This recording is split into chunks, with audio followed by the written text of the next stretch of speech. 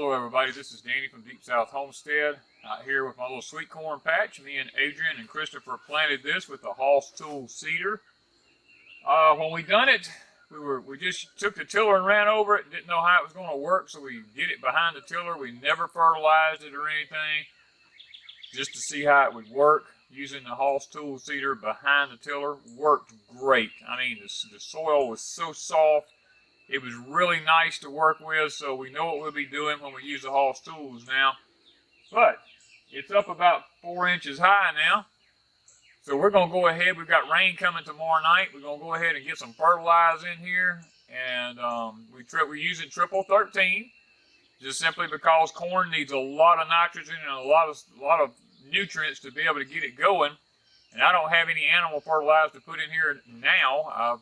It's okay to do it and till it in, but I don't have it to use now, so we're going to go ahead and just use triple 13 on it to get it going, and then I'll come back a little bit later on once it gets to be about 10 inches tall, and I'll put the ammonium sulfate beside it so that it gives it that one more good boost to get it going good.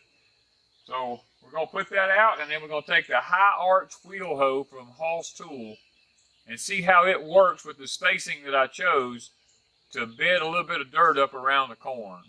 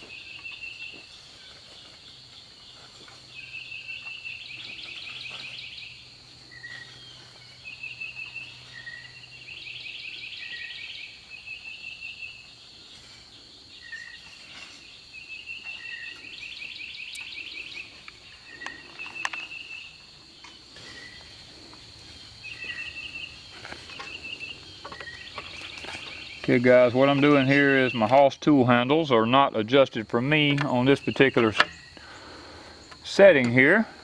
So I've got to raise the handles up. It's sinking so deep in the soil.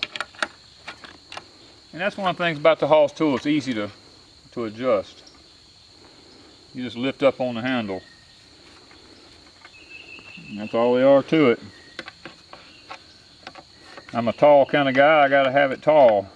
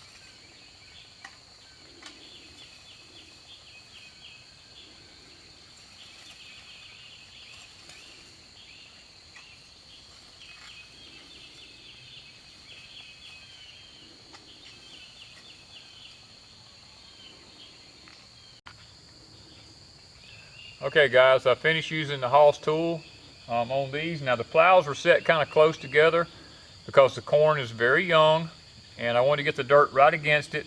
The next plowing, I will move the plows out about 2 inches, and I'll bring up a little bit more dirt before I do the final plowing the third time, to when I what's called laying it by. But it looks nice. It's coming up good. I wanted to mention something. When you saw me using the commercial fertilizer on this, one thing where a lot of people, if you don't know this, can make or break your corn. When you're putting out commercial fertilizer, if you happen to let those little grains of fertilizer fall down in the very top of that corn and go down inside the top of the corn, it will burn it a lot of times and it will kill it. So when you're putting out commercial fertilizer, be sure to watch your corn as you're going along, and don't let the fertilizer hit the leaf and run over and fall down in the middle of it, because if it happens to be a piece of ammonia that's in it, it will burn the fertilizer out of the corn and it will kill it. So I thought I'd throw that in there because a lot of people may not be aware of that. You want to always be cautious of that. Now, you don't have to be so much cautious if you're using an organic fertilizer or something like blood meal or bone meal and stuff like that. It's not that bad with it because it's really not that powerful. It's very light in nutrition. So hang with us, guys. We're going to see how this Stowell Evergreen sweet corn turns out. Thank you from Deep South Homestead.